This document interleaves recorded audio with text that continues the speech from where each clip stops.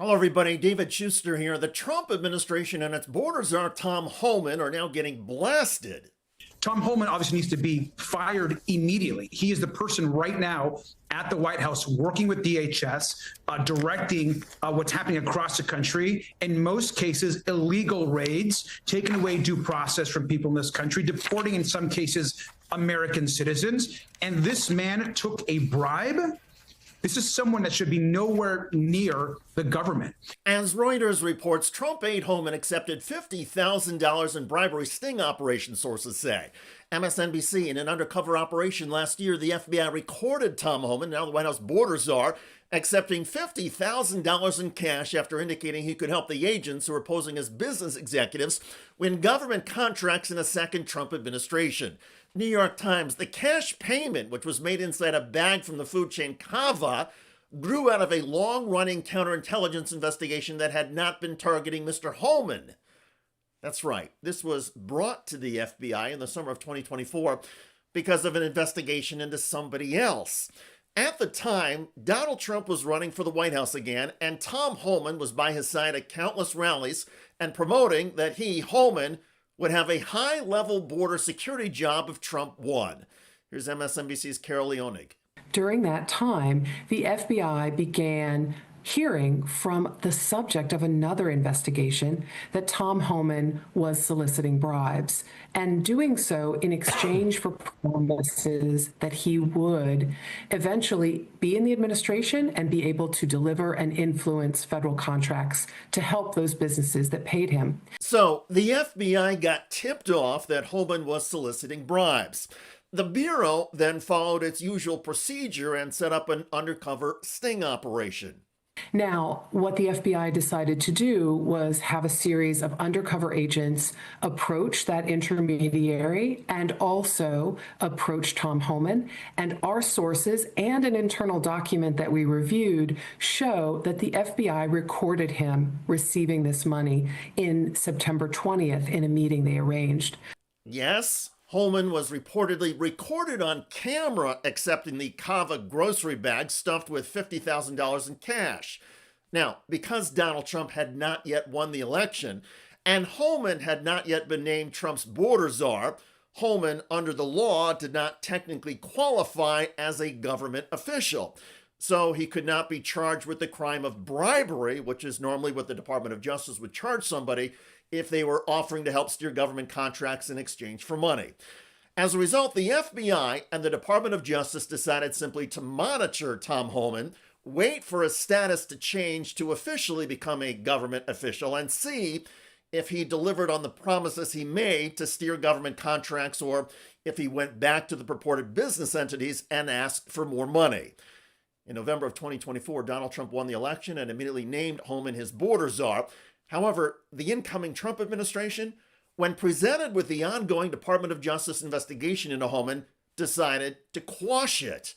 The Trump White House, in a statement to several news organizations, says the Homan investigation had been inappropriate. Statements to us in which they told MSNBC essentially that this was an improper investigation begun during President Biden's term, and that it was an attempt to go after a Trump ally, and they shuttered the case because they viewed it as lacking sufficient evidence to proceed. Of course, that is not at all how the FBI agents or the prosecutors working on this case viewed it. And they viewed it as Tom Homan on camera accepted a bag of cash and promised on camera to deliver government contracts in exchange for the bribe. In other words, the Department of Justice and the FBI saw Tom Homan as a crook and had the evidence to prove it. But in the world of Donald Trump and Tom Homan, criminality only applies to people who are not part of the administration or people who don't have citizenship. We're going to show the whole world that if you enter this country illegally, which is a crime, and you commit yet another crime here, there is zero tolerance. We're going to find you and deport you. We got to show the world there's consequences for violating our law. We have to show the world there's consequences for violating the law. Well, perhaps Tom Homan can now self-deport himself to a prison in El Salvador or anywhere else. Otherwise, there is hypocrisy And then there is Tom Homan. Again, here's Democratic Congressman Robert Garcia. And the fact that this is the same person that is out there raiding and working to raid car washes and restaurants and factories and deporting people for not having, in most cases, any sort of criminal conviction. Tom Homan should self-deport himself. This is completely stunning. I think the American public has got to deserve that he's fired immediately and demand that he's fired immediately. And all of us in the committee work need to ensure that we investigate. Indeed, there should now be a congressional investigation or an independent counsel probe into Tom Homan and how the Trump administration treats corruption accusations. Homan reportedly agreed on camera to help secure government contracts once his side won power. And yet the Trump administration's defense is, well, he did not yet hold office, so there's no reason to investigate Homan now. Come on. Promises made in the shadow, influence in waiting, bags of cash in hand. This is what corruption looks like. The notion that political victory may absolve Tom Homan or anyone else of wrongdoing is dangerous and corrosive to public trust. What is at stake here, never mind Tom Homan's alleged criminal ambitions, is whether the American people can trust that high office comes with consequence, not just privilege. Tom Homan allegedly accepted a blatant cash payment. He offered help for contracts contingent on who won. And now, under Trump, the investigation has been squelched. That's a scandal. It demands an investigation, it demands oversight, and it demands leadership. If there are no congressional hearings and no investigations, we might as well tear down the saying inscribed on the Supreme Court that says equal justice under the law.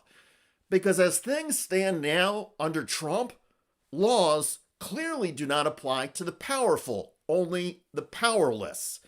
Instead of justice being blind, now it's partisan. And if there is any Trump White House criticism of Tom Homan, one imagines it's a sneer because the bag of cash was only $50,000.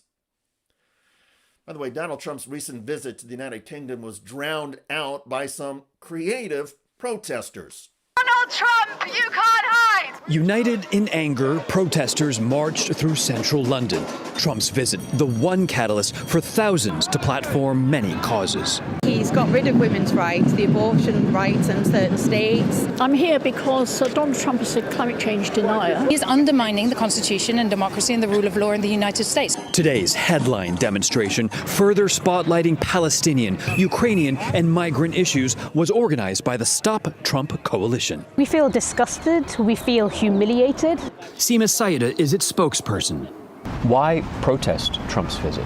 So that we can show that there's mass resistance. Check out that video at the link below. It generated a lot of comments on YouTube. Some of the most popular comments include, kudos to the Brits, and he's finally getting the biggest crowds, numbers like nobody's ever seen. Indeed. I look forward to reading your comments about Trump's border czar, Tom Homan, accepting a bag of cash in an apparent bribe, and the Trump White House claiming there's nothing to see here. I'm David Shuster. Thanks for joining us.